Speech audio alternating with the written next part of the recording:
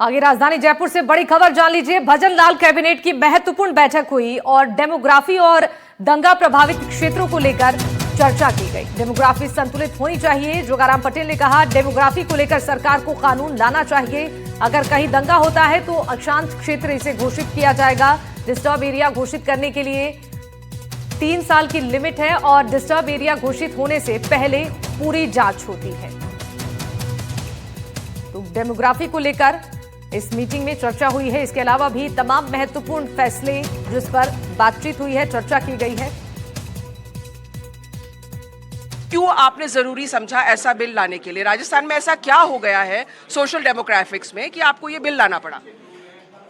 ऐसा कुछ भी नहीं हुआ है।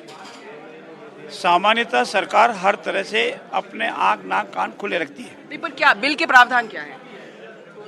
अगर किसी पर्टिकुलर एरिया में जातीय असंतुलन होता है, दंगे होते हैं, दंगे भड़काने का प्रयास किया जाता है, जो संपत्ति का अधिकार हर सामान्य नागरिक को है उसको औने पौने दाव में बेचने में मजबूर किया जाता है, ऐसी परिस्थितियां पैदा की जाती है कि उसको बेचना पड़े, या ऐसा न्यूसेंस किया जाता है कि वो वहाँ रह नहीं सके और पलायन की स्थिति हो जावे, ऐसे अनेक फैक्टरों को कंसीडर करने के उपरांत, रिपोर्ट मंगाने के उपरांत अगर सरकार ये समझेगी कि पर्टिकुलर एरिया को पर्टिकुलर टाइम के लिए, कितना time? It may be at 1 month और मे बी 1 ईयर और मैक्सिमम इज 3 इयर्स, तो उसको डिस्टर्ब एरिया डिक्लेयर कर सकती है और maximum limit is 3 years. So who will declare disturbed area? Will it be the collector?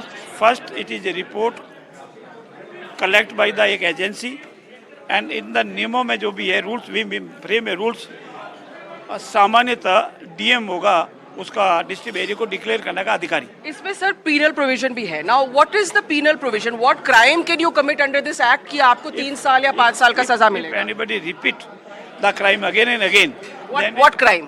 Crime is disturb area में property को डिस्टर्ब कर रहा है, मोनोपोली बेचने मजबूर कर रहा है, मना करने के बावजूद बेच रहा है, प्रोविजन का मना है फिर भी प्रॉपर्टी ट्रांसफर कर रहा है, तो उसको 3 ईयर्स टू 5 ईयर्स कन्विक्शन। तो राजस्थान में एक हो सकता है विवादास्पद कानून है, कब आने वाला है ये विधानसभा में? क्या कानून तैयार है और क्या जरूरत पड़ गई राजस्थान में डिस्टर्ब्ड एरियाज एक्ट एक तरह से लाने की? ये विवादास्पद बिल नहीं है, सामान्य भावना के अनुसार है, आम जन की भावना के अनुसार। क्या भावना? कि भाई हर व्यक्ति को अपनी संपत्ति का संरक्षण का अधिकार है।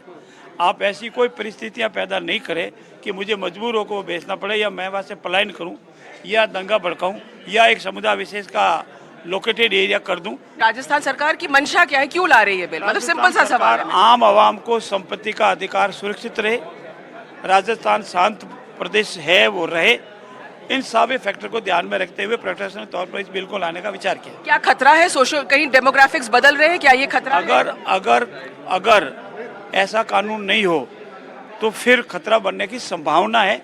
संभावनाओं को रोकने के लिए पहले से प्रोटेक्शन के तौर पर ये लाया गया है। धन्यवाद। तो आप देख सकते हैं कि राजस्थान जो डिस्टर्ब्ड एरियाज बिल लेकर आई है, बहुत बड़ा कदम है। गुजरात के बाद में राजस्थान दूसरा प्रदेश बन गया है जहां पर डिस्टर्ब्ड एरिया डिक्लेयर करके वहां पर संपत्ति को बेचने पे रोक लग सकती है। अगर कोई किसी को मजबूर कर रहा है तो उस पर भी वो क्रिमिनल प्रावधान भी है, 3 से 5 साल की सजा है। अब जो डिस्टर्ब्ड एरिया है वो कब तक डिक्लेयर हो सकता है डिस्टर्ब?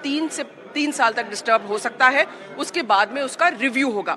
लेकिन इसका मतलब क्या है? बिल का मतलब क्या है? बिल का मतलब ये है कि अगर किसी एरिया को, कोई इलाके को डिस्टर्ब्ड एरिया डिक्लेयर किया गया, और वो इसलिए है कि अगर सरकार को कहीं एहसास हो रहा है, जैसे उन्होंने बताया कि सोशल और जो डेमोग्राफिक्स हैं वो बदल रहे हैं, तो वहाँ पर कोई थ्रेटन नहीं फील करे और अपनी संपत्ति बेचने पे मजबूर नहीं हो, अपना घर वहाँ छोड़ने पे मजबूर नहीं हो। ये सरकार की मंशा है। लेकिन लगता है इस बिल को लेकर कई तरह की प्रतिक्रिया आने वाली है और विधानसभा का जो सेशन है वो इसको लेकर स्टॉर्मी रहेगा। जयपुर से हर्षा कुमारी सिंह, एनडीटीवी।